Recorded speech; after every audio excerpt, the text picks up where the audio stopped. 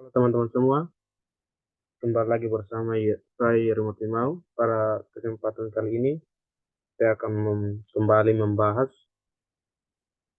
materi tentang hak dan kewajiban warga negara.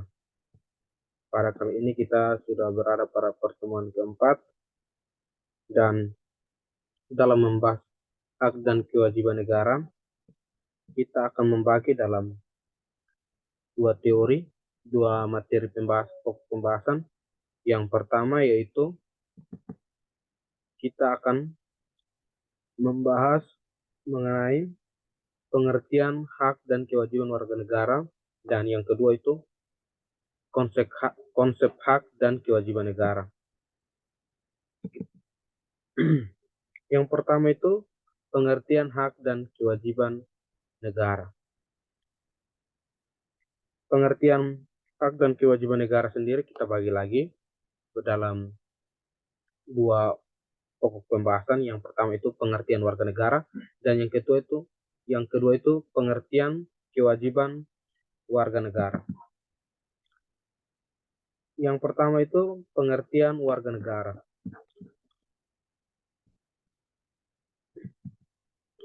Sebelum mengetahui definisi hak dan kewajiban warga negara, perlu diketahui terlebih dahulu apakah warga negara itu.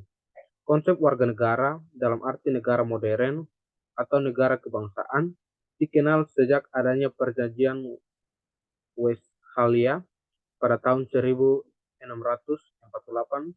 di Eropa sebagai kesepakatan mengakhiri perang selama 30 tahun di Eropa. Dalam pengertian negara modern, istilah warga negara dapat berarti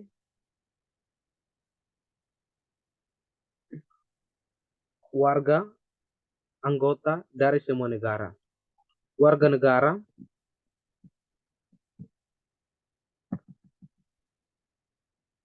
adalah anggota dari sekelompok manusia yang hidup atau tinggal di wilayah hukum tertentu yang memiliki hak dan kewajiban. Di Indonesia, istilah warga negara adalah terjemahan dari istilah bahasa Belanda, Staatsburger. Selain istilah Staatsburger, dalam bahasa Belanda dikenal pula istilah Onderden. Menurut Soto Prawiro, istilah Onderden tidak sama dengan warga negara, melainkan bersifat semi warga negara atau kaula negara. Munculnya istilah tersebut karena Indonesia memiliki budaya kerajaan yang bersifat feudal, sehingga dikenal istilah kaula negara sebagai terjemahan dari Onderden. Menurut Undang-Undang Nomor 12 Tahun 2006 tentang Kewarganegaraan Indonesia, yang dimaksud warga negara adalah warga suatu negara yang ditetapkan berdasarkan peraturan perundang-undangan. Konsep negara Indonesia adalah warga negara dalam arti modern, bukan warga negara seperti pada zaman Yunani kuno yang meliputi angkatan perang, artis, dan ilmu filsuf.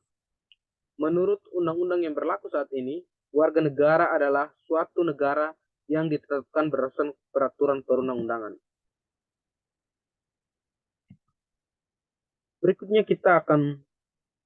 Berikutnya adalah pengertian hak warga negara menurut beberapa para ahli. Yang pertama itu menurut Prof. Noto Negoro. Hak adalah suatu kuasa atau hak istimewa untuk menerima atau melakukan sesuatu semestinya, dan hak tersebut tidak dapat dilakukan oleh pihak lain. Menurut Sudiko Mertokusomo, hak adalah kepentingan yang dilindungi oleh hukum. Kepentingan tersebut adalah tuntutan perorangan atau kelompok yang diharapkan untuk dipenuhi dan mengandung arti kekuasaan yang dijamin dan dilindungi oleh hukum yang berlaku.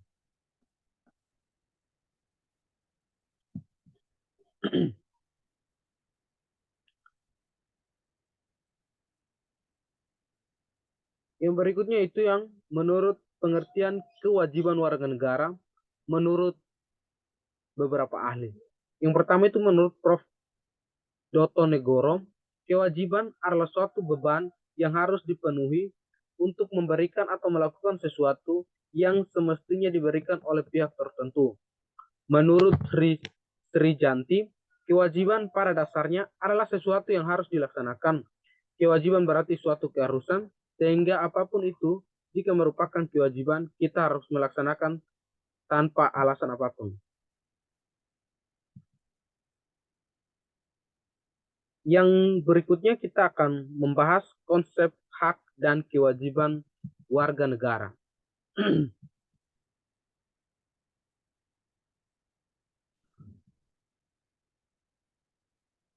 Yang pertama itu konsep hak warga negara. Konsep hak warga negara adalah sebagai unsur normatif yang menjaga harkat dan martabat seseorang. Adapun berikut contoh hak-hak yang diperoleh manusia, yaitu yang pertama, hak atas pekerjaan dan penghidupan yang layak. Yang kedua itu, hak berserikat, berkumpul, serta mengeluarkan pikiran. Contoh yang ketiga itu, berhak untuk hidup dan mempertahankan kehidupan. Yang berikutnya itu, berhak membentuk keluarga dan melanjutkan keturunan melalui perkawinan. Yang berikutnya itu, setiap anak berhak atas keberlangsungan hidup, tumbuh dan berkembang, serta perlindungan kekerasan dan diskriminasi. Dan yang keenam itu, setiap orang berhak mengembangkan diri melalui pemenuhan kebutuhan dasarnya. Dan yang ketujuh, berhak mendapatkan pendidikan, ilmu pengetahuan dan teknologi, seni dan budaya demi meningkatkan kualitas hidup, demi kesejahteraan hidup manusia. Dan contoh yang ke-8, setiap orang berhak memajukan dirinya dalam memperjuangkan haknya secara kolektif untuk membangun masyarakat, bangsa, dan negara. Dan contoh yang ke-9, setiap orang berhak atas pengakuan, jaminan, perlindungan, dan kepastian hukum yang adil serta perlakuan yang sama di depan hukum.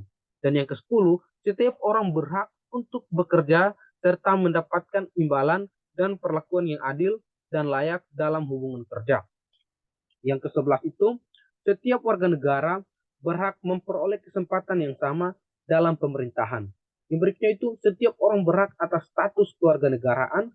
Dan yang ke-13, setiap orang bebas memeluk agama dan beribadah menurut agamanya, memilih pendidikan, pengajaran, pemilihan pekerjaan, memilih kewarganegaraan, memilih tempat tinggal di wilayah negara, dan meninggalkannya serta berhak kembali.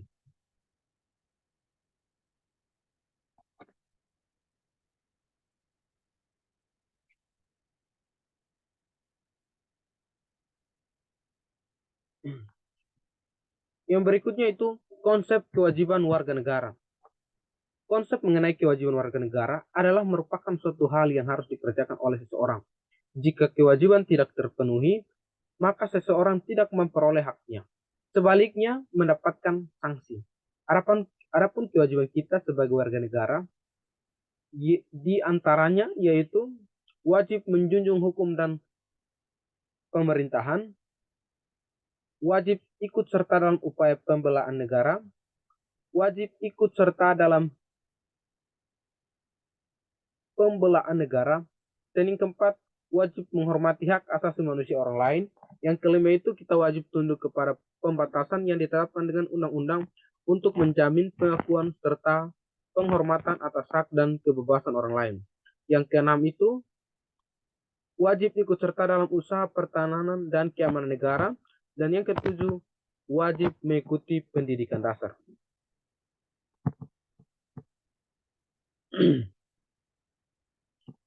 Berikutnya itu konsep hak warga negara menurut Undang-Undang Dasar 1945. Yang pertama itu bagian A, yang pertama itu hak atas pekerjaan dan penghidupan layak. Setiap warga negara berhak atas pekerjaan dan penghidupan yang layak bagi kemanusiaan. Ini tercantum dalam Undang-Undang Dasar tahun 1945 pasal 27 ayat 2. Yang berikutnya itu hak untuk hidup dan mempertahankan kehidupan.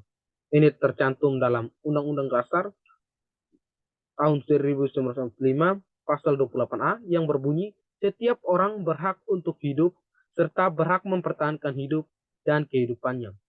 Yang ketiga itu hak untuk membentuk keluarga dan melanjutkan keturunan melalui perkawinan yang diatur dalam pasal 28B ayat 1 Undang-Undang Dasar 1945. Yang ketiga itu, yang berikutnya itu hak atas keberlangsungan hidup. Bunyi aturannya itu setiap anak berhak atas kelangsungan hidup, tumbuh, dan berkembang. Yang berikutnya itu hak untuk mengembangkan diri dan melalui pemenuhan kebutuhan dasarnya dan berhak mendapat pendidikan, ilmu pengetahuan dan teknologi, seni dan budaya demi meningkatkan kualitas hidupnya demi kesejahteraan hidup manusia yang tercantum dalam pasal 28C ayat 1.